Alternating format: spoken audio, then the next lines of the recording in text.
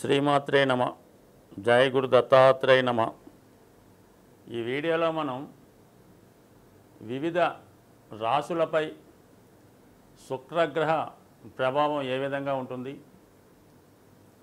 మరి శుక్రుడు ప్రస్తుతం జూలై 31వ తారీఖు నుంచి ఆగస్టు 24 వరకు సింహరాశిలో సంచరించడం జరుగుతుంది.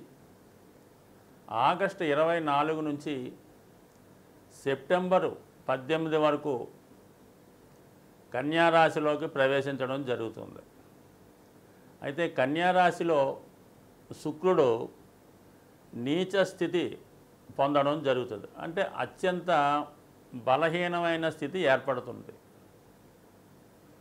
సో అలాగే శుక్రుడు సింహరాశి యందు ఉన్నప్పుడు కూడా శత్రుస్థానం అవటం వల్ల ఇంకా బలహీనమవుతూ, ఒక విధంగా చెప్పాలంటే మీకు జూలై 31 నాటికి ఉన్నటువంటి 100% బలం సింహరాశిలోకి ప్రవేశించిన దగ్గర నుంచి కన్యరాశిలోకి ఇంచుమించుగా మనకి సెప్టెంబర్ 18 అంటే తులారాశిలో ప్రవేశించినంత వరకు కూడా శుక్రుడు నెమ్మదిగా తన యొక్క బలాన్ని కోల్పోవడం జరుగుతూ ఉంటుంది.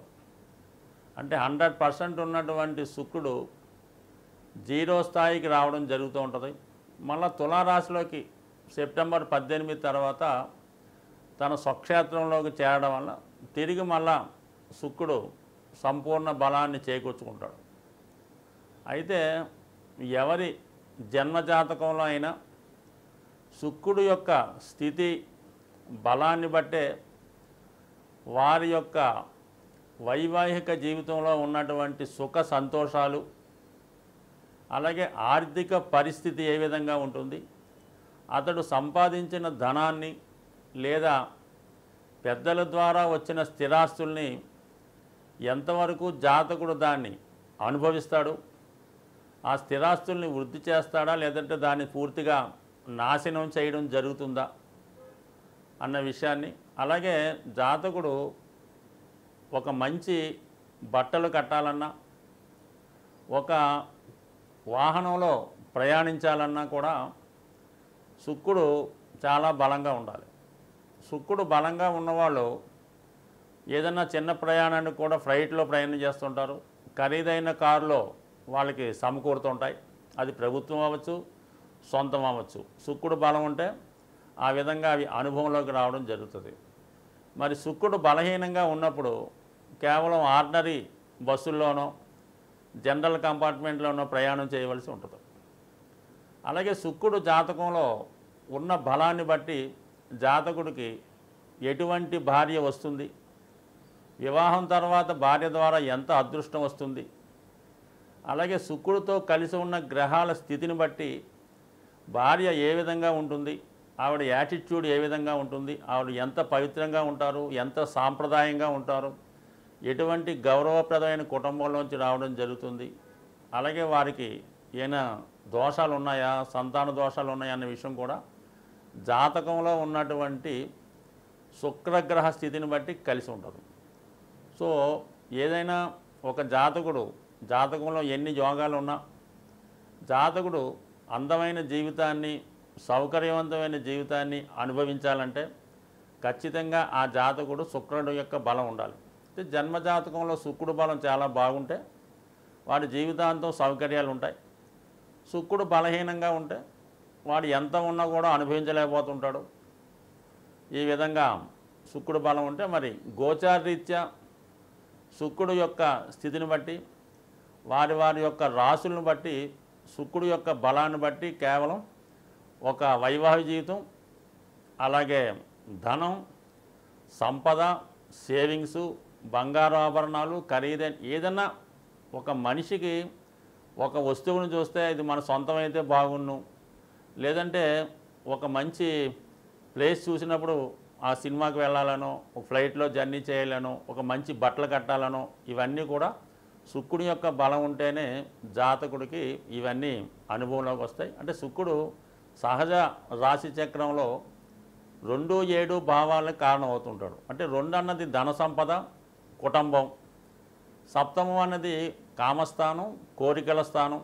జీవితంలో అసలు మానవ జన్మ ఎత్తడానికే కోరికలు కారణం. ఆ కోరికలు తీరకుండానే జాతకుడు మళ్ళీ మళ్ళీ జన్మ ఎత్తుతూ మళ్ళీ కొత్త కోరికలు పెంచుకుంటూ తీర్చుకుంటూ ఉంటాడు. అందుకని శుక్రుడు జాతకంలో అత్యంత ఇంపార్టెంట్ అయినటువంటి గ్రహం. మరి శుక్రుడు దశావతారాల్లో పరశురామ అవతారానికి ప్రతీక అవటం వల్ల విపరీతమైనటువంటి కోపాన్ని కలిగి ఉంటారు. ఏదైనా సమూలంగా నాశనం చేసే శక్తి కూడా శుక్రగ్రహానికి ఉంటుంది. అలాగే నవగ్రహాల్లో అత్యంత శక్తివంత గ్రహం శుక్రగ్రహం. కేవలం శుక్రునికి మాత్రమే మృత సంజీవిని అనే అద్భుతమైన విద్య తెలిసింటే చనిపోయిన వాళ్ళని బతికించగలిగే శక్తి శుక్రగ్రహానికి ఉంటుంది. సో జాతకుడికి శుక్రబలం ఉంటే మరణస్థానంలో అయినా శుక్రుడు గోచారీత్యా అనుకూల స్థితిలో ఉన్నప్పుడు జాతకుడు మరణాన్ని కూడా పొందలేకపోతుంటాడు. అంటే ఎంత మరణస్థితిలో ఉన్నా శుక్రగ్రహ బలం ఉంటే జాతకంలో మళ్ళా మృత్యువు నుంచి తిరిగి కోలుకునే అత్యంత శక్తివంత గ్రహం శుక్రగ్రహం. అటువంటి శుక్రగ్రహం ప్రస్తుతం సింహరాశి అన్నది శత్రురాశి. ఎందుకంటే ఒక గ్రహం ఉచ్చస్థానంలోకి వెళ్తున్నప్పుడు బలాన్ని పొందుతూ ఉంటాడు. అంటే శుక్రుడు మీనరాశిలోకి వెళ్తే బలాన్ని పుంజుకోవడం జరుగుతూ ఉంటుంది, అది ఉచ్చస్థానం. మరి కన్యారాశిలోకి వచ్చినప్పుడు శుక్రుడు బలహీన స్థితి పొందడం జరుగుతూ ఉంటుంది. ఆల్రెడీ శుక్రుడు జలతత్వ గ్రహం, సింహరాశి అగ్నితత్వ గ్రహం. అందుకని శుక్రుడు ఈ సింహరాశిలో ప్రవేశించినప్పటి నుంచి వ్యక్తిగతంగా ప్రతి జాతకుడికి కూడా ఆర్థిక పరిస్థితి కంపల్సరీగా వాడు దాచుకున్న ధనం, సంపాదించిన ధనం ఆవిరైపోతూ ఉంటుంది, మనం మొత్తం ఖర్చు అయిపోవడం జరుగుతుంటుంది. అలాగే మనీ రిలీజ్ అవ్వడం కూడా కష్టం ఉంటుంది. అంటే ప్రభుత్వం వారు మరి ప్రజలకి సప్లై చేయవలసిన ధనం సకాలంలో చేయలేకపోవడం వల్ల, పెద్ద పెద్ద వారి నుంచి ధనం బయటికి రాకపోవడం వల్ల మనీ రొటేషన్ తగ్గడం, తద్వారా వీళ్ళు ఆర్థిక పరంగా ఎదుర్కోవడం జరుగుతుంది. దాని తర్వాత శుక్రుడు ఆగస్టు 24 తర్వాత కన్యారాశిలోకి ప్రవేశిస్తాడు. కన్యారాశిలో ప్రవేశించడం ఇంకా అక్కడ ఉన్నటువంటి కేతుతో కలుస్తాడు. ఎప్పుడైతే శుక్రుడు తన శత్రుగ్రహం అయినటువంటి కేతుగ్రహాన్ని కలుస్తాడో 100% జాతకుడు మొత్తం తన యొక్క ఆర్థిక పరిస్థితి జీరోకి రావడం జరుగుతుంది. ముఖ్యమైన అవసరాలు కూడా మనీ ఇబ్బంది పడడం జరుగుతుంటుంది.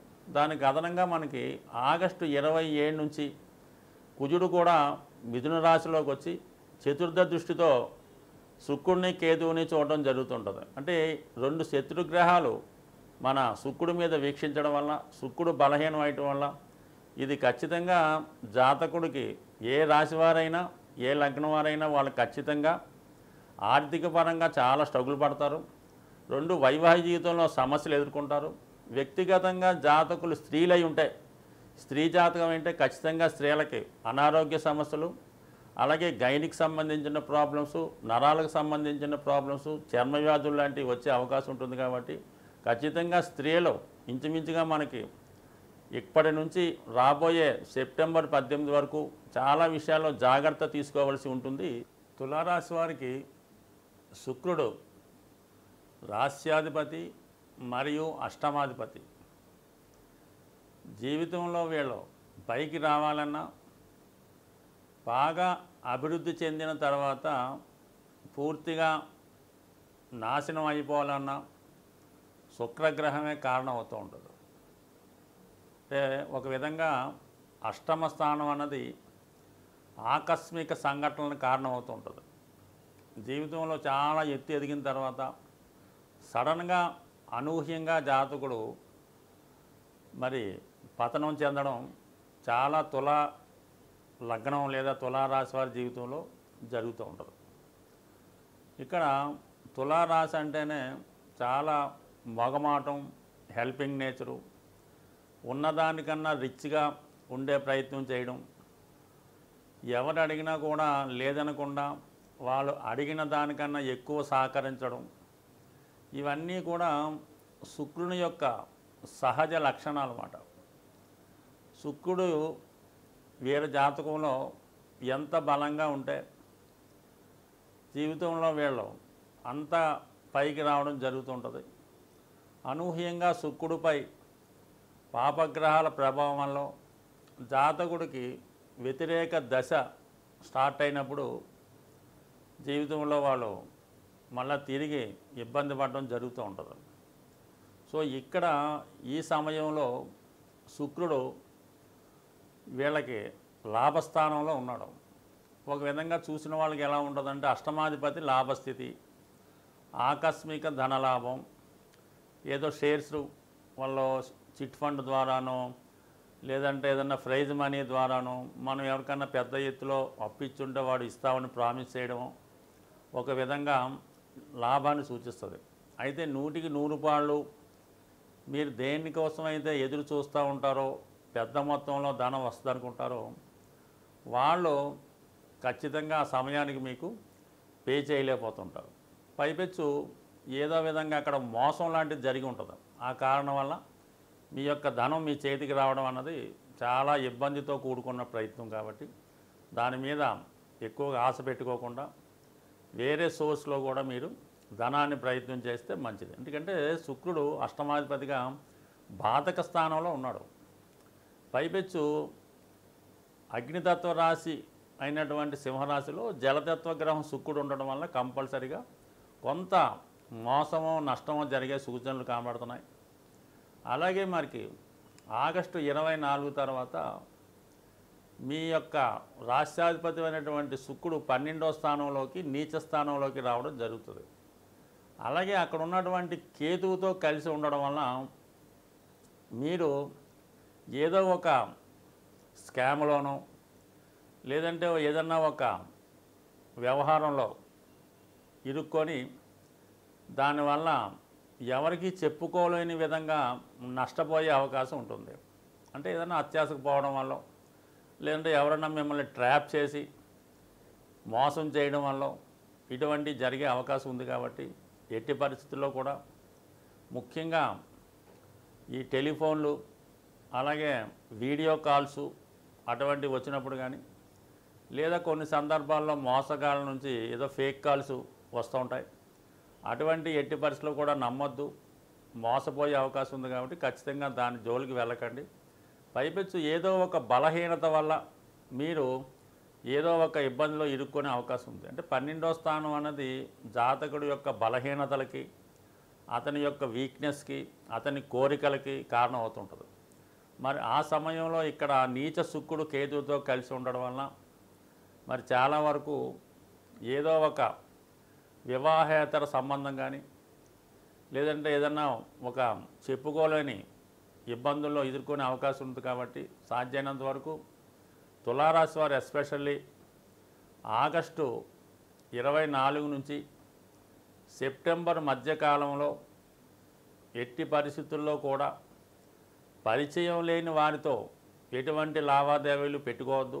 వాళ్ళ ఇంటికి రమ్మన్నా, ఫోన్లో మాట్లాడినా, వీడియో కాల్ మాట్లాడినా ఇది ఉభయులకి స్త్రీలకి వర్తిస్తుంది, అలాగే మగవారికి కూడా వర్తిస్తుంది. కాబట్టి ఖచ్చితంగా వాటికి దూరంగా ఉండండి.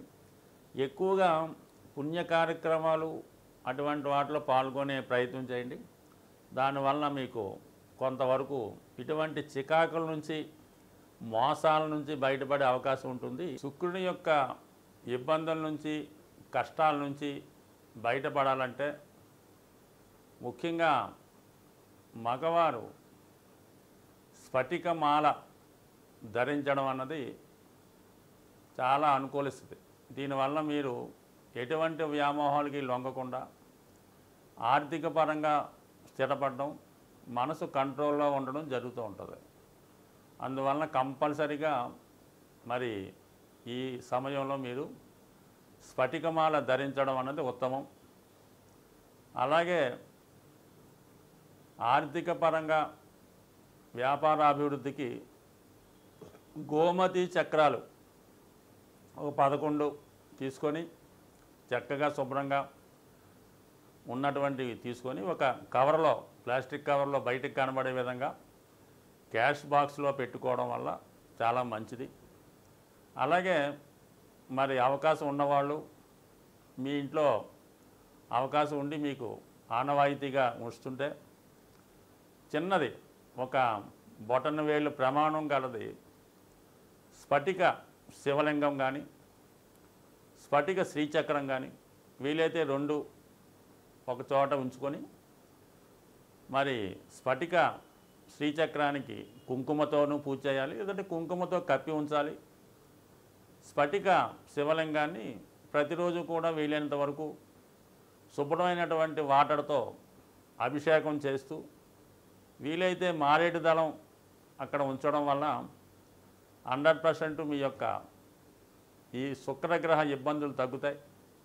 ఇంకా అవకాశం ఉన్నవాళ్ళు చిన్నపిల్లల యొక్క, అంటే ముఖ్యంగా అమ్మాయిల యొక్క పుట్టినరోజుకి కానీ, వాళ్ళు వాణి ఫంక్షన్కి కానీ, లేదంటే వారికి వివాహం అవుతున్నప్పుడు మీరు ఆ ఫంక్షన్లో పాలకోవా అక్కడ ఉన్నటువంటి వచ్చిన వారికి పంచిపెట్టడం, లేదా పెద్దగా భోజనాలు చేస్తుంటే పెరుగు, ఆవు పెరుగైనా ఒక 5 లీటర్లు, ముఖ్యంగా 6 లీటర్లు పెరుగు ఈ పెళ్ళి జరిగినప్పుడు అక్కడ వాళ్ళకి కామన్గా ఇస్తుంటారు కదా మన ఊరిలో, అలాగే ఇవ్వటం.